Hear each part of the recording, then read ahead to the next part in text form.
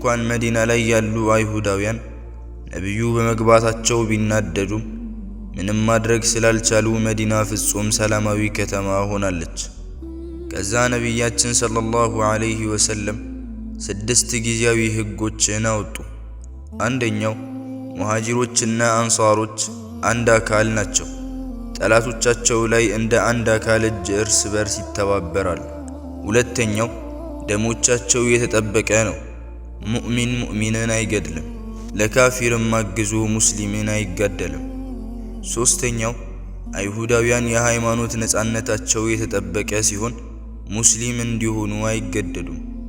አራተኛው መቀመጫቸው መዲና ያደረጉት አይሁዳውያን ከሙስሊሞች ጋር በመተባበር አገሪቱን ከወራሪ ጠላት መከላከል ግዴታቸው ሲሆን ከኢስላም ጠላት ጋር ትብብር ማድረግ በጥብቅ የተከለከለ ነው። አምስተኛው ሁሉም በደለኛ አመፀኛና እነዚህን ህግጋት የሚቃረን ሰው በእርሱ እርግማንና ቁጣ ይወርድበታል፣ ሙስሊሞችም ይዋጉታል። ስድስተኛ በማንኛውም ጉዳይ አለመግባባት ቢፈጠር ፍርዱ ወደ ቁርአንና ወደ ሱና ተመላሽ ይሆናል።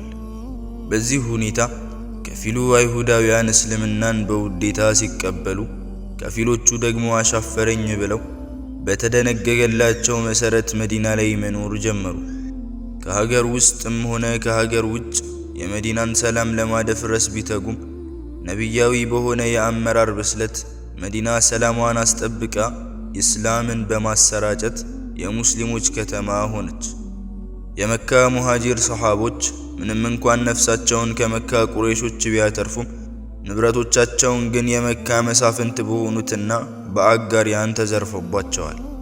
ሙስሊሞች ይህን ለማካካስ ከሻም ሀገር በመዲና በኩል የሚመጡ የቁረይሾች ሸቀጣ ሸቀጥ ለመውሰድ ስምምነት ላይ ደረሱ። ይህ ሁኔታቸው ለመካ ቁረይሾች ስጋት ስለሆነባቸው ሙሽሪኮች እንቅስቃሴያቸውን በጥንቃቄ ማድረግ ጀመሩ።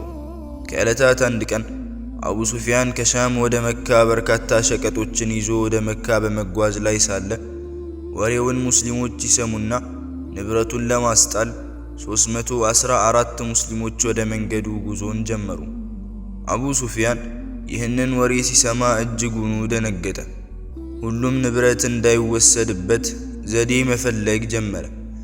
ምንም የሚያደርገው ሲጠፋው መንገድ ቀይሮ በመሄድ የይድረሱልኝ ጥሪ ወደ መካ ሰዎች ላከ። የአቡ ሱፊያን የእርዳታ ጥሪ በቁረይሾች ጆሮ እንደደረሰ በሁለት ምክንያታዊ ወኔ ደማቸው ፈልቶ ሙስሊሞችን ለመዋጋት በእልህ ተነሱ። አንደኛ ንብረቶቻቸው እንዳይወሰዱ፣ ሁለተኛ እንዴት ሙሐመድ እኛን ይደፍረናል በሚል ቁረይሾች በዚህ ሁኔታ ትጥቃቸውን ጨርሰው መካን ለቀው ሊወጡ ሲሉ መንገድ ቀይሬ ሸቀጦችን አትርፌ እየመጣው ነው የሚል የአቡ ሱፊያን መልእክተኛ መጥቶ አበሰራቸው። ህዝቡ ወኔው ተሳነፈ። አሁን ንብረቶቻችን ከተረፉ ከመሐመድ ጋር ምን አዋጋን ሲሉ የጃሂልያ ወይም የድንቁርና አስተሳሰብ ጭንቅላቱን ማዕከል አድርጎ የያዘው አቡ ጀህል ሰው ለጦርነት ከተነሳ በኋላ መመለሱ በሌላ የአረብ ጎሳዎች ጆሮ ከገባ ውርደቱን መሸከም አንችልም በሚል ሰውን ገፋፍቶ መጠጥና ዘፋኝ እና ሴት ሰብስበው ለመዋጋቱ ወደ በድር ተጓዙ። አሁን ሁለቱም የጦር ቡድኖች ከተራራው ታች ባለው ሜዳ ላይ ተሰልፈዋል። ከርቀት ይታያሉ። የሙስሊሞች ቁጥር ከቁረይሾች አጋሪያን ጋር ሲነጻጸር እጅጉን ያስደነግጣል። ምንም እንኳን የሷሃቦች ቁጥር ማነስ ለጦርነት የሚጋብዝ ባይሆንም በኢማን በተሞላው ልባቸው ለጦርነት ቆመዋል። ረሱልም አለይሂ ሰላቱ ወሰላም እየተዟዟሩ ያበረታቷቸው ጀምረዋል። በዚህ መካከል ነበር ከሙሃጂሮች የነበረው ሚቅዳድ የተባለው ሰሃቢ ለረሱል አለይሂ ሰላቱ ወሰላም ያ ረሱላላህ የታዘዝከውን ሁሉ ፈጽም፣ እኛ ካንተ ጋር ነን ያለው። ይህን ጊዜ ከዚያው አንሳሮች ክቡር የሆነው ሰዕድ ብን ሙዓዝ ረዲየላሁ ዐንሁ ያ ረሱላላህ እኛ በእርሱ አምነናል፣ ይዛችሁ በመጣችሁትም አምነን አጽድቀናል፣ በዛ ዙሪያ ልንታዘዝና ላናምጾት ቃል ኪዳን ገብተናል። ስለዚህ ያሻውትን ነገር ይዘዙን እንፈጽማለን።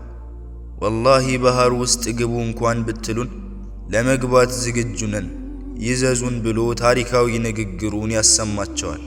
ከዚያም ረሱል ዓለይሂ ሰላቱ ወሰላም በጥበብ የተሞላ የጦር አሰላለፍ ካሰለፏቸው በኋላ ጦርነቱ ተፋፍሞ ተጀመረ። ረሱልም ዓለይሂ ሰላቱ ወሰላም እጃቸውን ወደ ላይ ከፍ በማድረግ ያ አላህ ቃል ኪዳን የገባህልኝን ሙላልኝ በማለት ዱዓ አደረጉ።